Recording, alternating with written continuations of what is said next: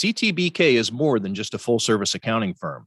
They are one team with an innovative approach that takes on each new challenge with collaborative problem-solving skills to provide creative solutions for their clients. Based right here in Western New York, CTBK is a champion for your business and our community. Additionally, CTBK goes beyond tax and attest services by offering a wide array of consulting and outsourced solutions tailored to meet the unique needs of your business, allowing you to focus on your operational and long-term strategic goals. Whether you're a large corporation, a small business, or somewhere in between, the team at CTBK is determined to help you succeed. Visit ctbk.com or call 716-630-2400. 716-630-2400 to learn how CTBK's one-team approach can work for you. Welcome to Tim Graham and Friends, brought to you by CTBK, CPAs and Business Consultants. I'm Tim Graham. That's Jonah Bronstein. We are your hosts, and we're going to be joined in a little bit by Kevin Snow, local author, formerly of the Buffalo Sabres Communications Department, where he worked in media relations and also at sabres.com as a writer. And he has a book that we're going to talk to him about. It's The Science of Hockey, the Math, Technology, and Data Behind the Sport. So we're going to talk to Kevin about his book. We're going to talk to him about the Sabres right now. We're going to talk to him about the trade deadline. He has worked some trade deadlines as an employee, and he has some thoughts, I'm sure, about what the Sabres should do next week at the trade deadline. Jonah, it's a little smattering of sports going on right now. We're in between the Super Bowl and the Combine, which is next week in Indianapolis. I will be attending that for The Athletic. We have the Big Four regular seasons winding down, heading towards their conference tournaments. The Sabres, and we're going to talk to Kevin Snow about them, obviously, but we were trying to come up with topics that would be bigger than the Sabres. So that way we didn't talk about them too much on this podcast, but this is going to be a Sabres podcast. It was quite an event earlier this week when Ryan O'Reilly came to town and smoked his old team for a good portion of the game. Sabres show a little life late, but their early struggles were insurmountable. Jonah, you're out there, you're at the arena a lot. You're covering these games. What difference did Tuesday night make in regard to the grand scheme of the Sabres vibe as to whether or not this is a playoff team? Are they playoff ready? Should they make a move? When they had the big stage and a crazy crowd at the arena, a lot of Leafs fans, and they seemed to be totally overwhelmed for a good majority of that game. Yeah, I think mathematically, if you look at it, just one game, and it didn't change their standing position too much, but it felt like a big stomach punch, I think, to what you say, the vibes. Not just that they lost the game, but they lost. It's the only game the Leafs are playing in Buffalo this year. Ryan O'Reilly doesn't carry the same baggage coming back into Buffalo that Jack Eichel does, and he's been here a few times with St. Louis. But there were some similar vibes in that, you know, Jack Eichel had that hack trick here in Buffalo in November, and Sabres fans wanted Ryan O'Reilly to fail miserably on Tuesday night. They wanted him to forget to take his skate guards off and fall down on the ice repeatedly and take a slap shot in the sternum, all kind of whatever follies could befall an NHL player. The Sabres fans would love to have seen that happen to Ryan O'Reilly, and he scored 2 goals in the first less than 5 minutes. 5 minutes, yeah, and he had a hat trick. And he never had a multi-goal game in Buffalo when he played for the Sabres. I saw your tweet on that. In fact, I think I retweeted. That's amazing. Yeah. And then just having a player score a hat trick on visiting ice and have the fans throwing hats, that doesn't happen all the time. It happens, right, but it doesn't happen all the time. And having it happen now twice now, when it was former, Jack Eichel was a former captain. Ryan O'Reilly was not the captain, but was a captain-like figure in Buffalo. To have kind of the ghost of Sabres past come back here and have these memorable career moments, career night for Ryan O'Reilly on visiting ice is a tough pill, I think, for Sabres fans to swallow. I don't know about the organization and the players themselves, because I think many of them weren't here when Ryan O'Reilly played. There's a few seasons and leadership regimes removed from that, but the fans remembered, and it was stinging, I think, that he had that kind of game and gave him that kind of lead and then finished it off with the empty net goal. But the big thing I think that was disappointing for Sabres fans was the team not rising to the occasion. This was the first time in a while that it had that Leafs game atmosphere at KeyBank Center, because last year, the Canadian fans still couldn't cross the border. The year before that, there were no fans in the stands. Prior to that were some seasons when the Sabres were really bad and it didn't have, any juice to the game. And the Sabres had played well against the Leafs in different arenas, the outdoor game last year in Hamilton. And I think a lot of people thought this was a game the Sabres were going to win at home. And, if it wasn't the game that put them in the playoffs, it was going to be a bit of a statement that this team is ready to contend for the playoffs and be an equal of the Toronto Maple Leafs, who have been an excellent regular season team, but not so much a good playoff team the last few seasons. And the Sabres, completely laid an egg in the first period. And it continues a trend of being very poor at home. They're 3-7 since January 1st at home. They've lost 3 games in a row at home and given up 18 goals in that game. And it's an opposite of a trend that was developing of the Sabres rising to the occasion on Ryan Miller night or Rick Jeanneret night, or on some of the big moments. If they don't win all the time at home, they were winning when the building was full and it was really an important game for the fan base. And that did not continue. And it's starting to reverse that trend that the Sabres are maybe not up to the big moments. It wasn't opponent driven, but the last game before the break, if the Sabres had beaten the Carolina Hurricanes there, they would have entered the All-Star break in playoff position. And there was a big crowd and there was a lot of anticipation for that being an important victory for the Sabres. And they had a similar effort where they got down they got down early. They were outshot by a huge number in both of these games early. It's not just that they're losing, it's the way they're losing on home ice that is a bit discouraging. Yeah, it's an ongoing story. It continues to unfold, and it's what's adding to what have found all along to be a fascinating Sabre season, even when they do go through their struggles.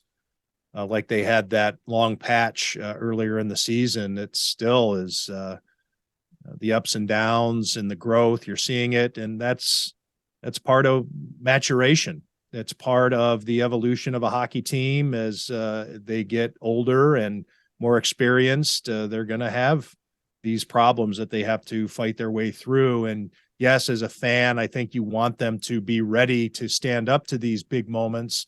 But when they don't, I think you need to probably take a deep breath and not get too worried about it. I'm of the belief of a lot of people out there, Chris Baker from at Sabres Prospects on Twitter, that the Sabres should continue to grow organically. Don't go for the big move at the trade deadline. But I think that there's a lot of agita out there among Sabres fans who see it being so close that the team is on the verge of the playoff bid, that all the misery that they've gone through of not being able to experience postseason hockey for so long, that they just want to taste it. They just want to experience it, even if it's, a 5 or 6 game series loss. Hell, maybe they'll even take a sweep, a sweep elimination at this point, just to experience a couple of spring hockey games. But I think that these games like Tuesday night, while disappointing, aren't reason to change the trajectory of your team or your plan, I guess I should say. Well, in that context, I don't think it's a good thing if the Sabres lose and fall out of playoff contention, because I do think the fan base deserves to have some meaningful hockey and some excitement down the stretch and to keep the team in well, the I think mix. that's going to happen. They're really going to have Right. to kind of fall apart for the games to lose meaning, because they're going to be close, or they should be close, whether they make it or not. These games will be meaningful, I think. It could go either way because they have a difficult schedule. They have games against other teams in the playoff race that could, really, those are almost 4-point swings if you don't win those games. And the other teams can get hot. And they're among 7 teams that are competing for 2 wildcard playoff spots. And Pittsburgh is slowly, I think, pulling away to make it maybe a 6-team race for one wild card playoff spot. And it seems like the Sabres are in the mix when you look at the standings. And if you look the at number of teams involved, just a quick point on that, the number of teams involved in that hunt is almost more significant than the number of points needed to get into that barrier, because over the course of a handful of games, when you have so many teams, you have to have a lot go for you, because otherwise everything's just going to remain about the same in terms of where you are in your positioning.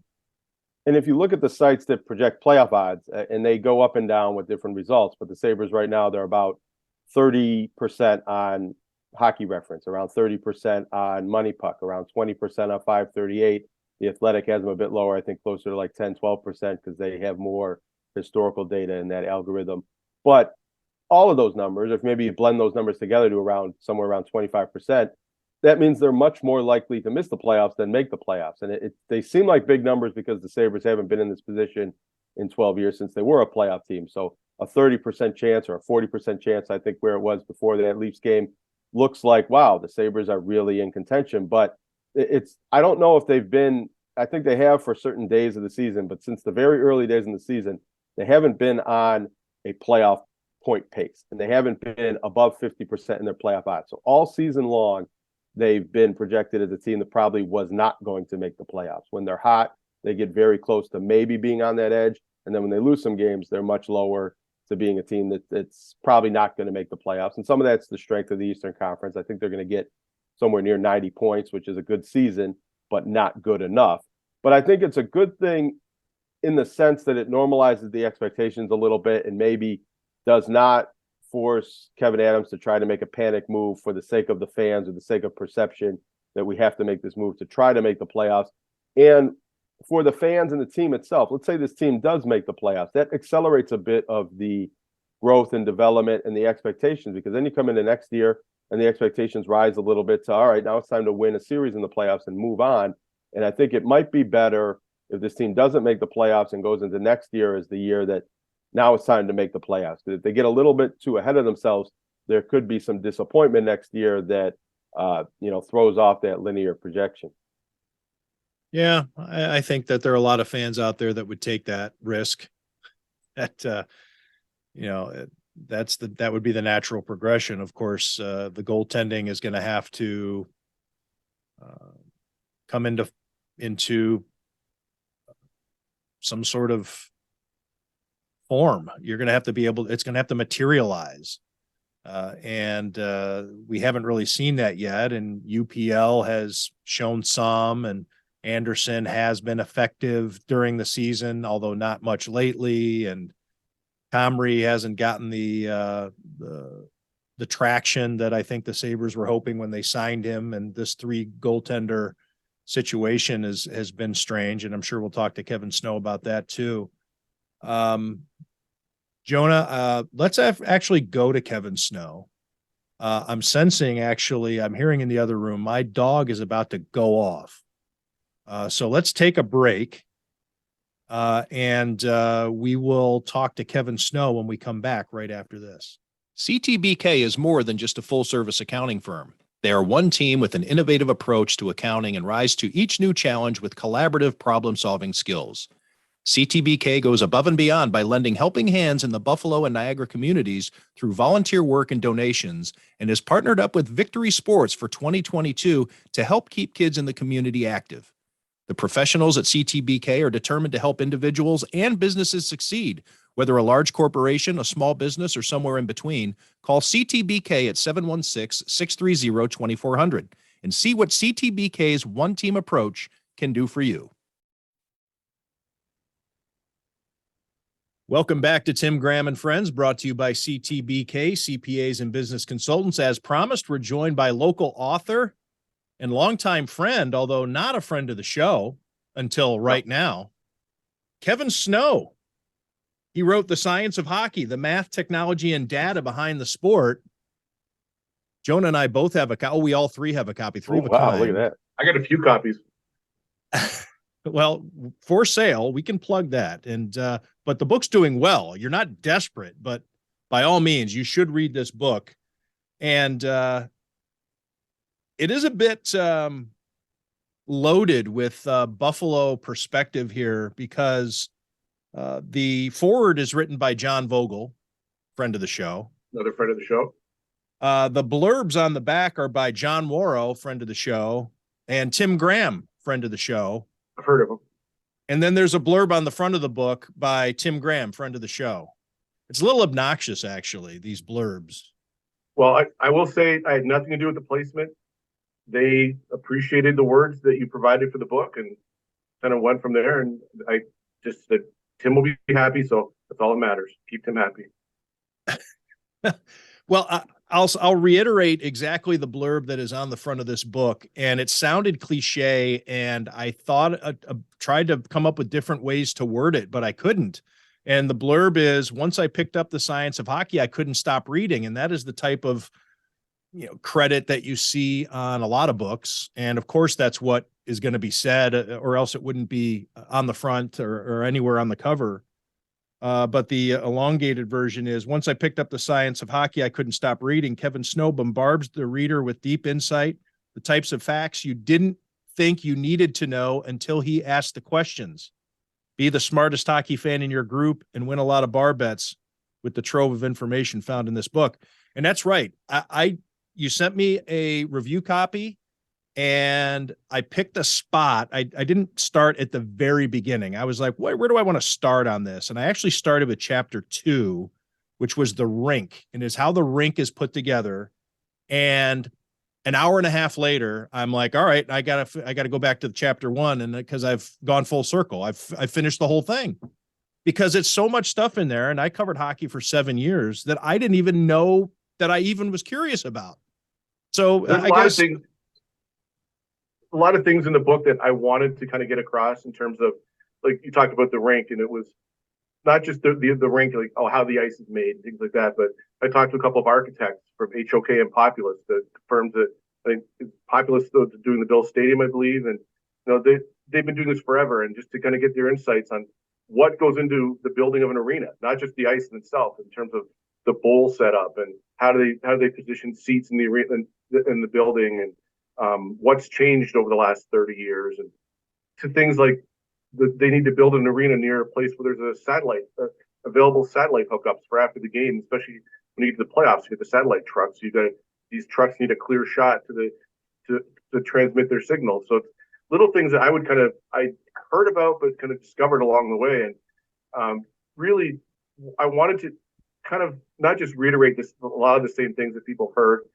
You knew the puck is made of vulcanized rubber. Okay, that's great, but where does it come from? What's the history of the puck, and what the company that makes it? What else do they do, and what's the general process of making a puck? So it's really just kind of getting some points, interesting facts and points. And the way I approached the book, it's 12 chapters, and it's really, you could read the book. You don't have to read it all the way through. Like yourself, you started at 2 and went backwards, or you work your way backwards. But you could start at 6, 7, 8. You don't necessarily need to read the all 12 at once. I hope you will, but it's really 12 chapters of a lot of different information really surrounding the game, whether it's the equipment, the buildings, the draft, the nutrition, training, you name it. We kind of touched on everything.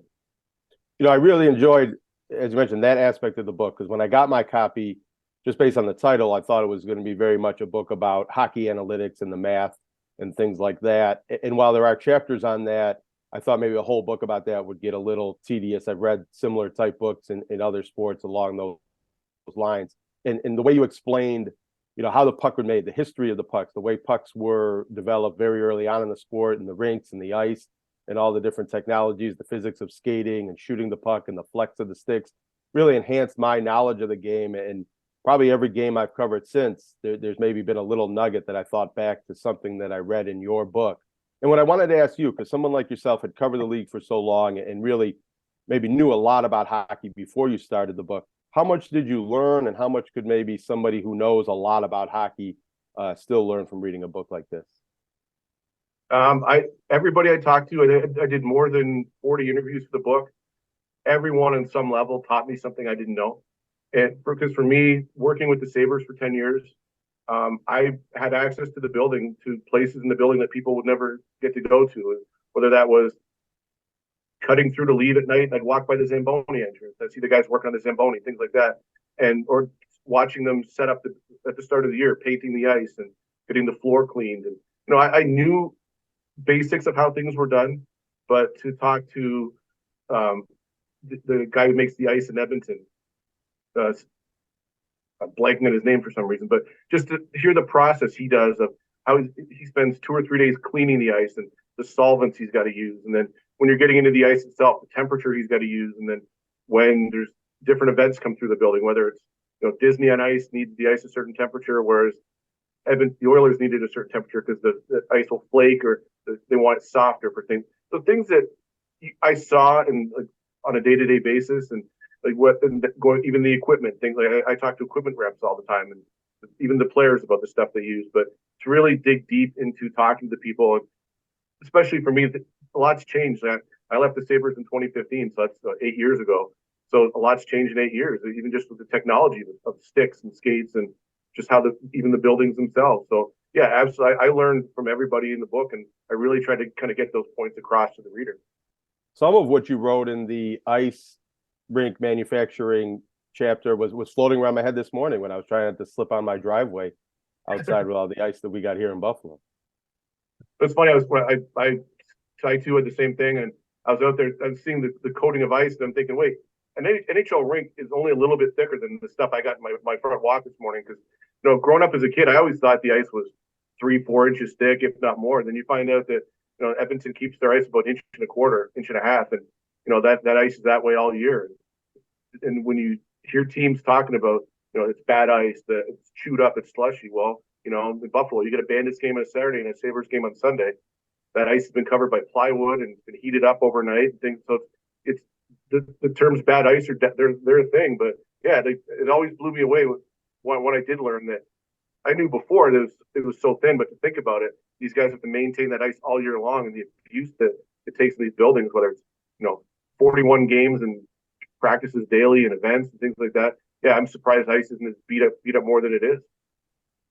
In my introduction for Kevin Snow, I skipped right over how I got to know Kevin, and it's how probably most of you who are tuning into this podcast have known Kevin or heard his name. He worked for the Buffalo Sabres from 2005 to 2015, first in public relations and then at sabres.com. So you've seen his name, and he has quite an extensive background with the National Hockey League and particularly with the Sabres. While we're talking about the ice, and I don't want to give away too much of the book, but I think the reason why that chapter 2 was my favorite is because we talk a lot about bad ice, or in the case of great ice, what's the difference and the science behind it? And I recall having these discussions with you at the Swanee House after a Sabres game. We would get there, and on a Hockey Night in Canada telecast, you see those games out west. And I would always say, why does this rink look so vibrant on this telecast? And I know some of it has to do with the Hockey Night in Canada lighting and things like that, but it looked like it was almost a fantastical rink from what I was just at, covering a Sabres game. And then we're watching an Edmonton Oilers game or a Vancouver Canucks game. And the just how vibrant everything was and how great the ice looked and the sheen and everything. So anyways, that's my wind up. We would always talk about, why can't this be replicated? And I'm sure, and in your book, you explain why it can't be replicated, because you think the science of creating ice is ice. Once you get to 32 degrees, you have ice. But without giving away the book, what's the general response to why you can't have Edmonton ice in Boston or in especially Raleigh, North Carolina? A lot of it, from what the people I spoke with, whether it was the architects or the ice technicians, it comes down to, like, one of them is the setup of the arena, where in relation to, if you the Buffalo KeyBank Center, if you think back to where the delivery doors are, they're right as you come out of the Zamboni entrances. If those doors are opening and closing all day long, to maintain a certain temperature in that building is near impossible.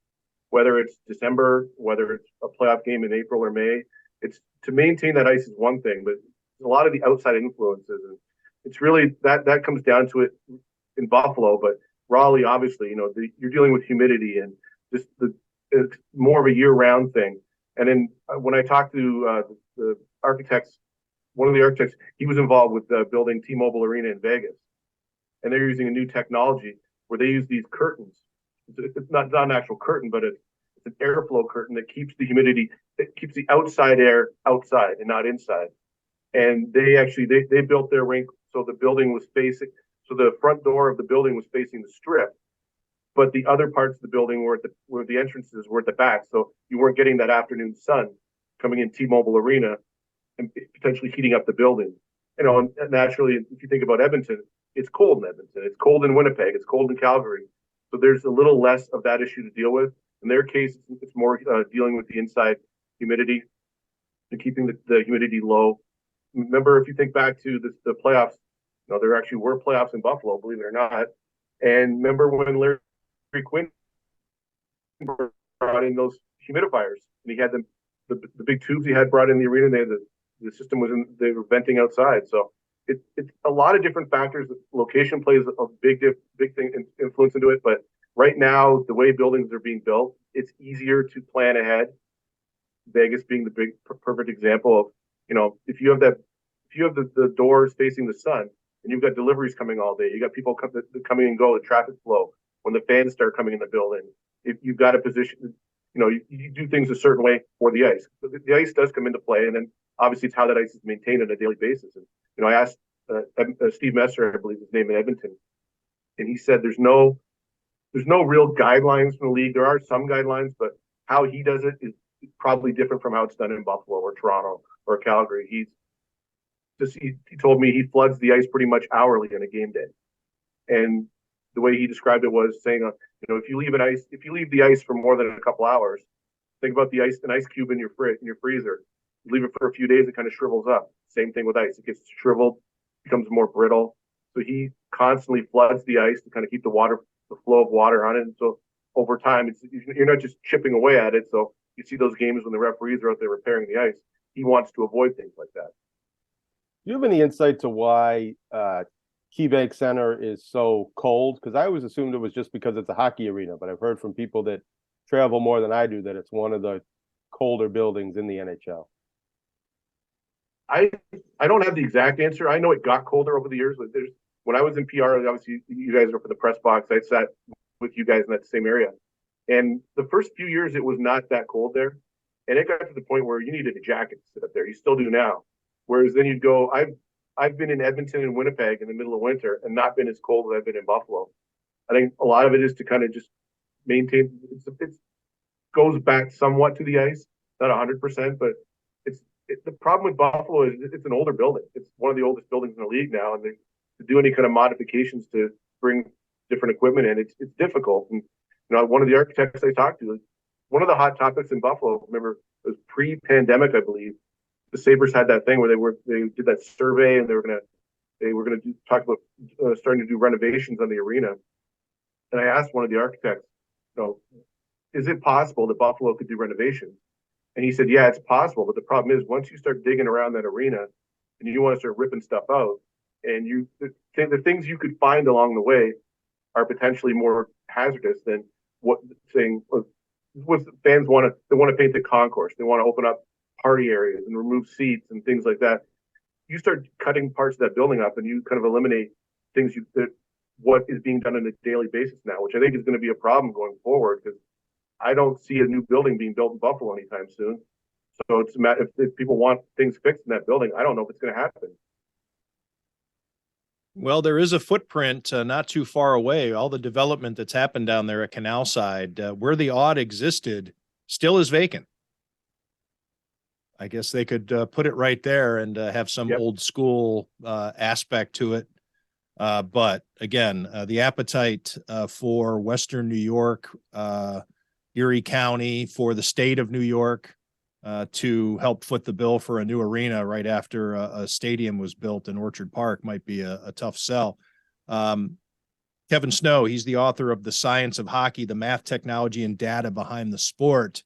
It's 200 incredibly entertaining pages. You breeze right through it. Did you have a favorite chapter of the 12? I enjoyed talking to the architects, getting to know more about the arenas. The chapter about training and nutrition, where I spoke with Gary Roberts, former NHL Gary Roberts, who now runs the training center up in Toronto, the high performance center. And I also spoke to Lisa McDowell, who's the Detroit Red Wings team fitness expert, nutritionist.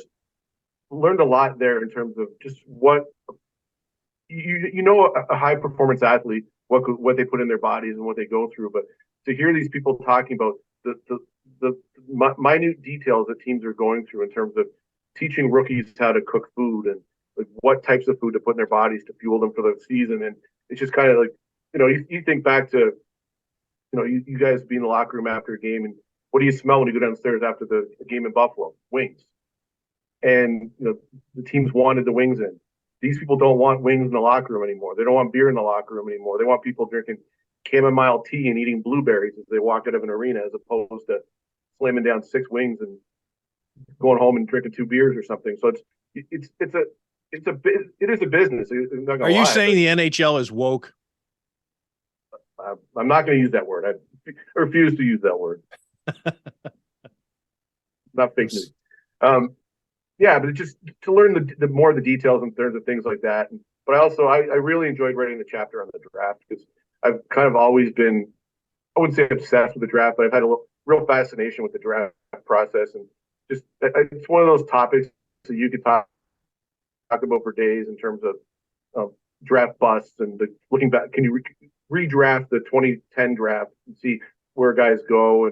But to talk to a couple of former GM and Sportsnet analysts in terms of what teams are doing now to prepare for the draft, whether it's bringing in a psychiatrist to watch the Zoom meetings and sit in on player interviews, and the analytics of what goes into what are teams doing to look at players and project how the draft is going to go, and looking at the player's physical history and say, okay, what are his parents tall? Because if he's only 5'10" now, is he going to become 6'2" by the time we draft him? Things like that, really. And then to get into really dig into the numbers of the draft, where it's not just the science part of it, but the draft history, and why aren't goaltenders drafted higher than they are? Why aren't more goaltenders taken in the first 2 rounds? The position's so important to the game, yet goalies, but 3 goalies have gone number 1 overall, and just really breaking down that in terms of that, and looking back at the one player talked about in the book was Cale Makar. He was taken 4th overall by Colorado that year. You redraft that draft, he goes number 1. So there's just a lot of, the term crapshoot came up with a lot of people I talked to, but I've always found the draft fascinating in terms of the sheer numbers and the history of it. Kevin, is there a topic you wanted to get to and couldn't because of whether it be time, or did you have constraints on how many pages, or maybe you couldn't get the interview that you wanted to get? I wanted to do, there was a couple people I wanted to speak to at the league. I wanted to dig into the schedule. I wanted to really learn more about how the schedule is made. You always hear about that's a great topic. The schedule matrix and what goes into the schedule. And I made a request to the league for that, and also I wanted to tie into the rink aspect. I wanted to find out more about the outdoor games and what they do with the ice, and how they manufacture the ice and how they prepare it and monitor it for bad weather, things like that, and how they can plan for a warm weather game, whether it's Los Angeles or when they played in I forget where it was a couple years ago. But surprisingly enough, as much as I wanted this book to just be a fun book and numbers, the league didn't want to be involved. They basically, I sent a request in, and I got a letter back saying, thanks, but we will be involved. But they wanted some control over the book. They wanted to veto any interviews that they didn't deem appropriate. And I knew that was going to be a non-starter, because one of the people I'd already spoken with was Chris Nowinski, the concussion expert. And I knew that was not going to fly with the NHL. So I, talked to the editors and said, here's what I want to talk to these people, but here's where we're at. And they let me run with it. And I said, no, I can go without it, because I didn't want any kind of control dropped on the book at all. You could do a chapter on the NHL trying to control things. I could. And how they will, what lengths they will go to even provide information. It's a quid pro quo. We'll give you some information, but you have to ignore information you get from people we don't like. I just found it very strange because, my history, I was sending requests to people that I know and people I worked with in the league in the past. And I figured when I started the book, I figured one of the things was going to make it easier was my connection to the league and the people, whether it's PR people, things like that. Some people were fantastic. Team PR reps would get back to me, connect me right away. But between the leagues, basically snubbing the request, I had another skills instructor who was very well known. I wanted to get him involved in the book. He wanted to see the list of interviews I'd done for the book because he wanted to make sure nobody in the book was going to sully his reputation. So when I said no, great, thanks for coming. So it didn't involve him. So there was a few roadblocks came up, unexpected ones, but like I said, I talked to over 40 people and everyone was great. And, getting interviews was tougher than I expected in some cases, but I think it turned out well. Kevin, having covered and been around the Sabres through different eras, how plugged in are you with the team now? And maybe what are your thoughts on the group they have, the season they're having, and where this franchise is going?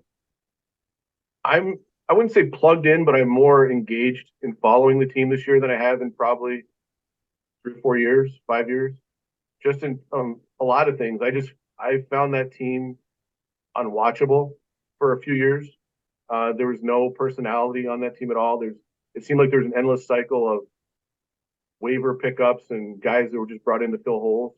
And, I feel bad for some of I was part of that. When I left that team, that's kind of when the cycle started, when the tank year in 15.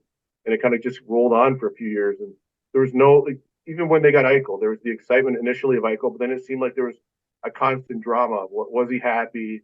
And then, you hear things about him and Reinhart and they're just the body language in general. It's probably a bad term to use, but just watching those games, I just did not feel, I didn't want to give up 2 or 3 hours of my time to watch that team for a while. And just, they'd play. Some days I wouldn't even know they were playing until 7 o'clock at night. I'd be flipping channels. Oh, Sabres played tonight. I didn't go to a game for probably 2 or 3 years. So like this year, I think I've been 5, 6 times. I'm going up 3 or 4 more times.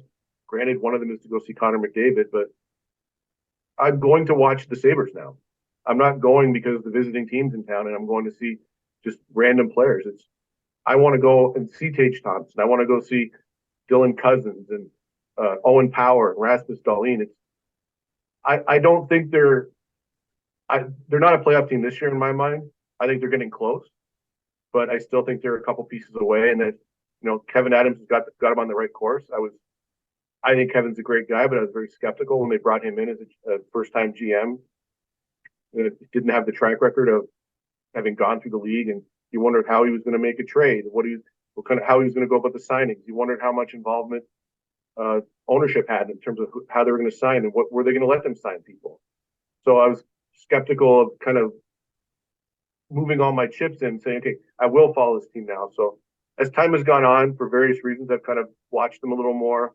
I know they played tonight in Tampa, which I wouldn't have even probably cared about that 2 years ago, 3 years ago. So I think they're on the right path, but I don't think they're a playoff team this year. I think there's still a few pieces that have to be fixed, but they're definitely more enjoyable. And the personality of this team shows through in a lot of ways that reminds me of the 05-06 team. I know it's a cliche, everyone says it now, but it's the young guys who are growing up together. The one thing that drives me crazy is I hate the narrative of they want to get guys who want to be here. Well, yeah, if you're going to sign a 22-year-old to a 3-year entry-level contract for almost $1 million, yeah, he's going to want to be there. He's going to want to play there. Not everybody's Jack Eichel, where you're going to sulk and pout when the team's not good. But I like how this team kind of the chemistry they've got in the ice, and they're fun and they all seem to get along. And it bodes well for the future. I'm not saying I'm getting back in the bandwagon, but it's definitely a lot more fun than it was in years past. Yeah, I said when Kevin Adams was named general manager that given his history and everything that was going on with the team, that it was going to be a miracle if it worked, because again, you're talking about the analytics of whether or not Tage Thompson is supposed to be a star. And Matthew Fairburn did a great story on that a couple of weeks back. And it's like, this doesn't happen. I think the same thing with Kevin Adams. A guy with no experience is going to be successful in this job. I think it is a little too soon to say it's worked, but it's getting closer. It seems to be working. It seems to be on the right path. Let me get your take, Kevin, on trade deadline coming up here in a few days. Your thoughts on how the Sabres should handle it. The one name I keep hearing that people talk about is Jacob Chikrin, bringing him in from Arizona. And the numbers, the ask, I believe, from Arizona right now is the first round pick or second round pick, and they want a top young prospect. And I'm not of the belief this team needs another defenseman of that ilk. They've already got Dahlin and Power. They can work. They're beyond those two. They need some work. I don't know if they need a top three defense, because you're going to run into a case in a couple of years. You're going to get paid Dahlin pretty soon. You're already paying Samuelson and Thompson their money. They'll start getting their contracts. I don't want this team to kind of get too far ahead of themselves where they load up on young, expensive talent. And I think that's where Kevin needs to really focus on terms of plan. That's where the analytics department comes in down there. Maybe they want Jacob Chikrin more than I do. I think this team could use another veteran, or a veteran a little bit younger than Kyle Oposo, someone that they could put in the lineup and play a regular shift and be an influence. They talk about Craig Anderson being that influence in goal. I'm of the belief I don't think they need three goaltenders. I don't see the point of keeping Craig Anderson around to play one game a week, if that.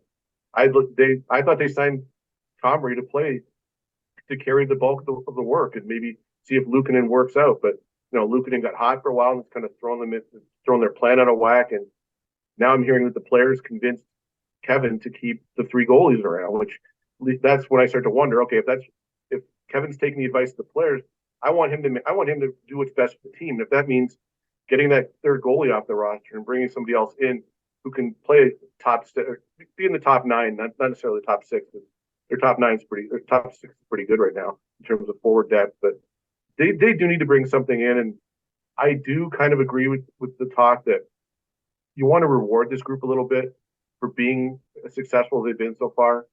And they have 5 or 6 games in hand on the teams ahead of them in the playoff race. There's still a chance they could get close. And if there's somebody out there that's not going to cost you a lot, and if you want to throw in a Casey Middlestat into a trade, if you want to get better that way, I'm all for it. Because there's some guys that I just think are a little more valuable, and this team needs to. When I was thinking about it yesterday, they need to make that Briere for Grattan trade right now. They need to get that guy who's not on someone's radar. No shit. Yeah, what team doesn't? Yeah, you need to get that guy who's not on someone's radar, but you have pegged him as the guy who you think can break out. Like, I look at a guy and it's not going to happen because he's in Ottawa, but Alex DeBrincat in Ottawa, I think, is a guy that he could be had, because I think there's potential there, because you've seen him score 30, 40 goals in the past. He's only scored, I think, 15 for Ottawa this year. If you get a guy like that, who all of a sudden in a year or two, he turns into your Tage Thompson in a couple of years, and suddenly you've got these are good problems to have down the road. But I think the big home run right now is not necessary. But I'd like to see them do something that is kind of off the radar move, or not necessarily the big trade, bringing in guys and losing again draft capital. They've got enough picks right now. I think a lot of people are hungry for a move that gets them no doubt into the playoff hunt. I think that's what the average Sabres fan out there wants, right? I wouldn't expect that. Well, if I could just jump in, I think a lot of people are looking at the Sabres as potential buyers and get a defenseman or a certain type of forward that helps their playoff push. But if they slide a little bit out of playoff contention, say they lose these 2 back-to-back games in Florida, I think they might make more sense as sellers. Craig Anderson could be somebody who could be moved to a playoff team to finish his career with a team that actually is making the playoffs. Victor Olofsson, maybe Casey Middlestat, if the Sabres don't see them as long-term solutions in their roles, could be sent off to other playoff teams if the Sabres were a little bit further out of the playoff picture. I've looked at Olsen for a while as a guy I think they could move on, because he's very hot and cold. And I think, the one team I think he'd thrive on, it would be Edmonton. You put him alongside McDavid, I think he'd be great out there. But yeah, there's Tyson Jost. There's players like that who they serve a purpose now, but they're here for the long term. And they've got the ability where they can make some small deals, but I just don't see the need for a home run deal right now. I think that's an off-season thing for this team, I think. Kevin, before we let you go, you were with the Sabres for 10 years. And because it is trade deadline time, do you have any favorite trade deadline stories? No, just thinking back, it was always such a weird time because you know this well. The Darcy Regier era was very locked down. You didn't hear anything. Even the people are always surprised when I tell them, "What are you hearing in the office?" Nothing. We didn't hear anything. We literally would sit at our desk in PR, and I would wait till someone would walk over and say, "Okay, get the press release ready. We're trading so and so, whoever." And then, well, who are we trading them for? Well, I'll tell you in a minute. So they'd walk back, and you couldn't go past a certain point in the office. You weren't allowed to venture into the hockey department to kind of give me a heads up. Like, what am I working with here? If I want to do some research to get the press release done. And then they'd come down and say, "Okay, we traded a first-round pick for Dinas Zubris." And it's like, oh, okay, that's your big playoff push. But it was always fascinating to me because even like, you could talk to people there, but trade deadline was such a lockdown, secretive thing. And compare that to when I left. When I remember the day when we got the Bogosian Vander Kane trade with Winnipeg, and somebody walked over to me with a piece of paper and said, "Here," I was on a website at the time. You can start preparing, get some photos and video. We just got a Vander Kane from Winnipeg.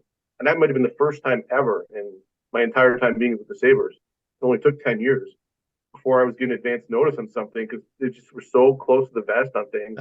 It just things just changed there. Whether the communication was different and different. It's different now. From what I hear, that people know a little more. It's a different environment. I really like Darcy a lot, but it was maddening to work with him sometimes. That's one of the great prefaces with Darcy Regier. Nice guy, but there was always, or I enjoyed him, but smart guy, but there was always a big but when it came to Darcy Regier. I like Darcy a lot, and like away from the rink sometimes, I could talk, especially when I travel with him. I would talk to him whether it was on the bus or morning skate in the locker room hallway. Would talk to him a little bit. I always wanted to ask him more because he's such an incredibly smart guy. He's been around the hockey for so long. I just wanted to know more about him. But he had that little wall that would kind of go up every so often where you'd get so far, then you'd stop. Yeah, you knew you had to stop because kind of boundaries were coming up. But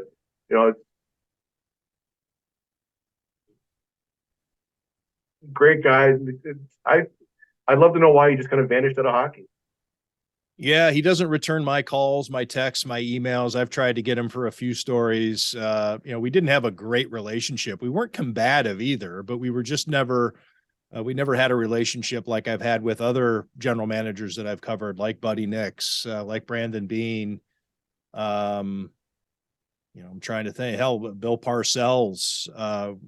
He wasn't a GM, but he was the VP of football operations. There were guys who I could actually have a conversation with, and it didn't even have to do with football. It could just be asking about families or whatever, and they'd have a natural curiosity. And the thing with Darcy that always bothered me, and it always I think it's something I could never get over in terms of a problem that I had with him as a human being, is he always pretended like he didn't see you, at least with me. And I don't think it was just me either, but it was, if you were walking down the hall, he would look the other way, or he would pretend like he was doing something else. And I was like, we know people like that. That's not an uncommon trait that some people have.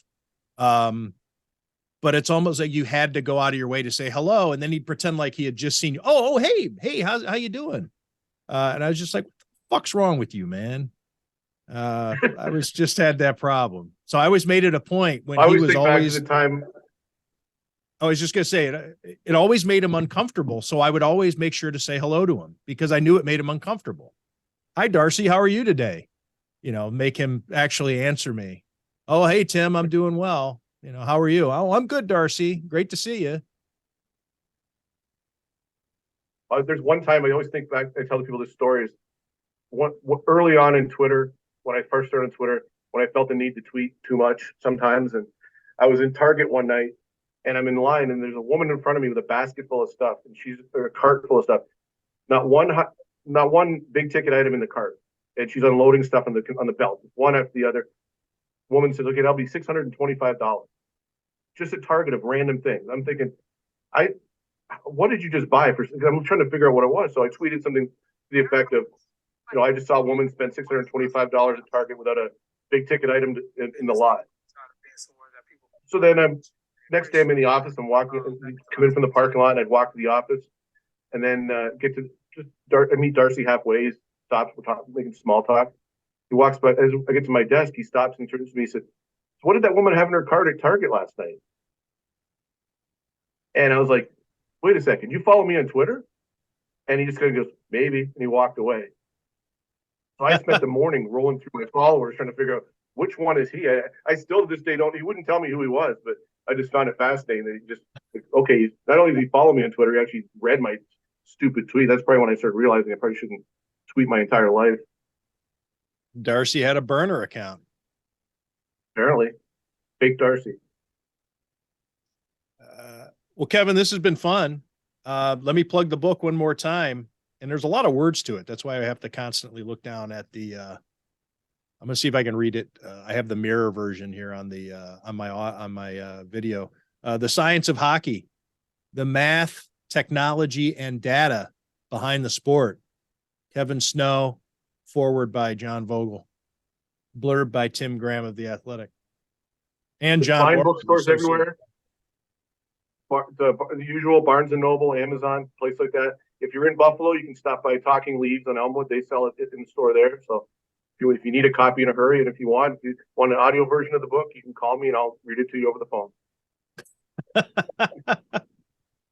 Well, there are Barnes & Nobles still in existence. There's one on Transit. There's one on Niagara Falls Boulevard. So Talking Leaves, I mean, maybe you want to support the local bookstore. That's always good. But if it's more convenient for you to pick up a copy at Barnes & Noble, they have them. Jonah and I have our copies. And it's been a pleasure, Kevin. Thanks for making time to come on here and talk about the book and your thoughts on the Sabres. Thanks for having me on. I really appreciate it, guys. And I mentioned on Twitter a couple weeks ago, Jonah, I think you're doing a hell of a job with Channel 4 and refreshing new voice in the sports media landscape in Buffalo. Thank you. I appreciate that, Kevin. And the tweet. That's true. We don't talk about that enough. Jonah doesn't get enough bouquets thrown at his feet. And I agree with Kevin. I agree with both of you. All right. Thanks to Kevin. Thanks, Jonah. Thanks to everyone out there for listening / watching. Tim Graham and Friends, brought to you by CTBK, CPAs and Business Consultants.